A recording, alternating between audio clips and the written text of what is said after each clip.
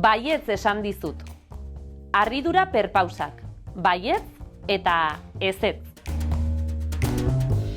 Kaixo, zer moduz?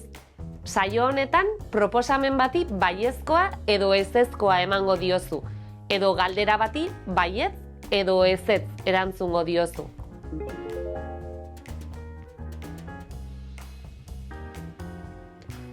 Haiene, beti berdin. Gure kuadrilan bidaia bat egitea proposatzen bada, nik beti baietz esaten dut. Baina gure lagun Mirenek beti ezetz erantzuten du. Eta zure kasuan, zer? Beti baietz ala ezetz esaten duen pertsona bat zara. Aitorren gurasoek etxekoak bilduko dituzte. Aitor, Juani! Etorri mesedez! Zer gertatzen da? Lasai ama, ez da zer gertatzen. Non dago Aitor? Logelan egongo da musika entzuten. Dena ondo, seguru. Baietz ama, txorakeria bat da. Eta bilera hau? Zerbait gaizki egin dut? Ez, momentuz. Proposamen edo galdera baten aurrean, bai edo ez erantzunak indartu nahi ditugunean, baietz eta ezetz erabiltzen ditugu. Gauza bera gertatzen da, baiezkoa edo ezezkoa ematen dugunean, eta erantzun hori baieztatzea edo ezeztatzea berriro eskatzen digutenean. Adibidez, bazatoz? Bai. Ziur zaude? Baietz. Zenbat aldiz esan behar dizut? Elkarrizketa honetan, bai erantzun eta gero, berriro ziurtatzea eskatu zaionean, baietz erantzun du hiztunak. Beste adibide bat. Bukatu duzu? Ez. Ziur zaude? Ezetz esan dizut.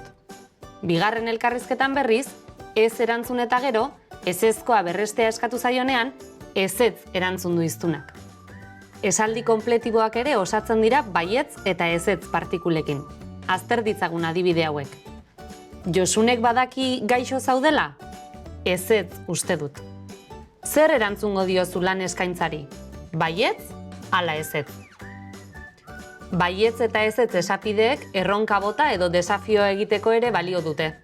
Honela osatzen dira esaldiak.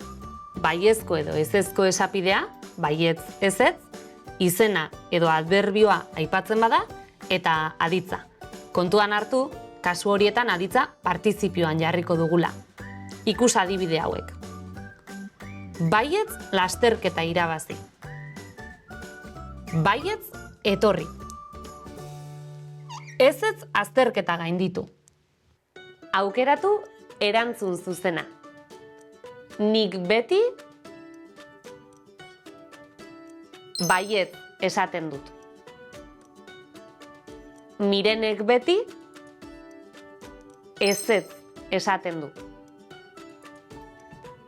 Josunek badaki gaixo zaudela? Ezetz uste dut.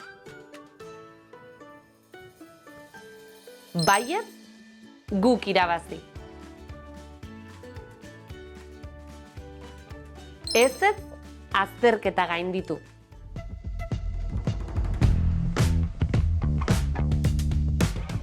Eman dugun baietza edo ezetza berresteko.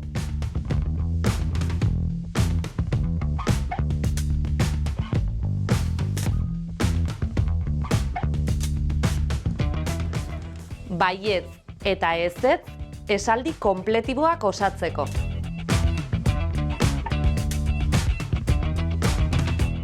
Erronka bota edo desafioa egiteko.